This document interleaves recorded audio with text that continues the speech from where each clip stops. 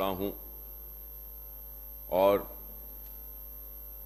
یہ بات ضرور کہوں گا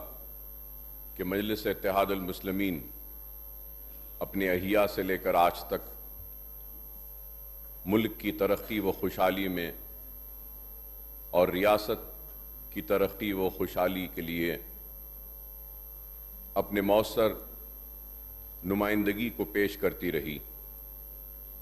اور مجلس اتحاد المسلمین نے اپنے احیا کے بعد اس وقت سے جدوجہد کا آغاز کیا جب ہماری لہلاتی ہوئی کھیتیاں اجڑ چکی تھیں، ہمارے محلات ویران ہو چکے تھے، ہماری جاگیریں اور منصب لٹ چکی تھیں، اور پولیس ایکشن کے نام پر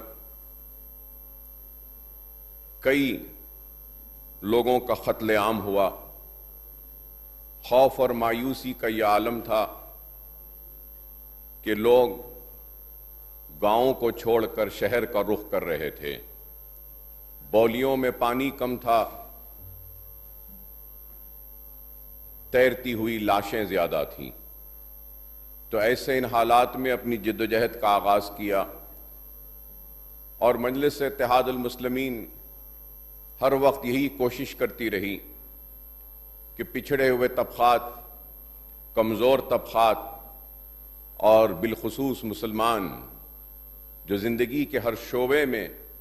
پچھڑے ہوئے ہیں، پیچھے ہیں، ان کو آگے لانے کے لیے کوشش کی جائے۔ اور اسی کوشش میں مجلس اتحاد المسلمین نے اس ایوان میں 1960 کے دہے سے لے کر آج تک مسلسل نمائندگی کرتی آ رہی ہے، اور جب کبھی بھی مسلمانوں پر ظلم ہوتا ہے یا ناانصافی ہوتی ہے یا ان کی حق تلفی ہوتی ہے تو یہ ایوان کے در و دیوار اس بات کی گواہی دیں گے کہ ہر وقت سب سے پہلے ناانصافیوں اور حق تلفی پر آواز اٹھانے والی اگر کوئی جماعت ہے تو وہ مجلس اتحاد المسلمین ہے۔ مجلس اتحاد المسلمین نے اپنی جدوجہد میں ایوان میں پچھڑے ہوئے طبقات، کمزور طبقات، وہ بالخصوص مسلمان جو سب سے پیچھے ہیں تعلیم کے میدان میں، معاشی میدان میں، روزگار میں جو پیچھے ہیں، پچھڑے ہوئے ہیں،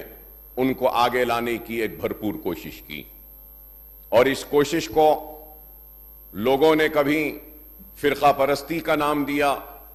تو لوگوں نے مسلم پرستی کا نام دیا، لیکن ہم نے ان آوازوں کی پرواہ نہیں کی۔ اگر آج ہم اس ایوان میں آتے ہیں، چاہے میں ہوں یا کوئی اور ہو، کسی بھی پارٹی سے تعلق رکھتے ہوں، ان کی ذمہ داری یہ ہوتی ہے کہ وہ پچھڑے ہوئے اور کمزور طبقات کو آگے لانے کی کوشش کریں۔ اور اس حقیقت سے کوئی انکار نہیں کر سکتا کہ زندگی کے ہر شعبے میں سب سے پچھڑا ہوا، سب سے پیچھے اگر کوئی ہے تو وہ اس ملک کا سب سے بڑی اقلیت مسلمان ہے۔ اور اس بات کی گواہی کبھی سچر کمیٹی نے دی تو کبھی رنگناتھ مشرا کمیٹی نے دی، تو کبھی گوپال سنگھ کمیٹی نے دی، تو کئی کمیٹیوں نے اس بات کی نشاندہی کی کہ ملک میں ایس سی ایس ٹی سے بھی اگر پیچھے اور پچھڑے ہوئے کوئی ہیں تو وہ مسلمان ہیں، اور کوئی بھی ملک اس وقت تک ترقی یافتہ نہیں کہلا سکتا جب تک کہ اس ملک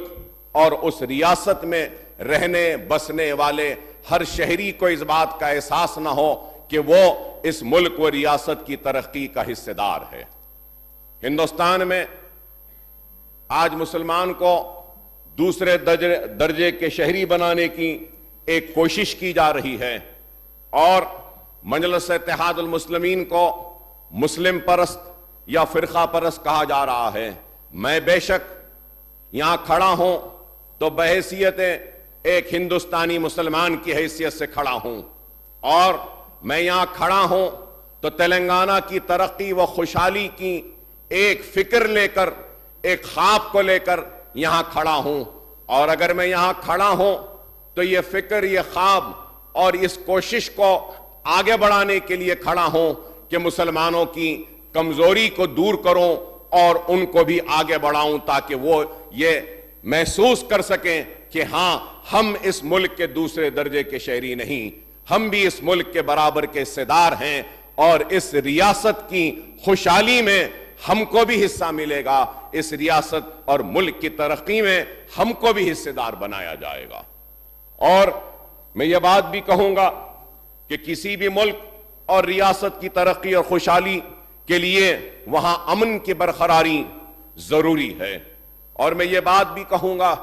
کہ ملک اور ریاست تبھی ترقی کرتی ہے جب وہاں کے کمزور طبقات میں خوشحالی اور ان کے مسائل ختم ہوں گے۔ تلنگانہ میں ہماری کامیابی یہی رہی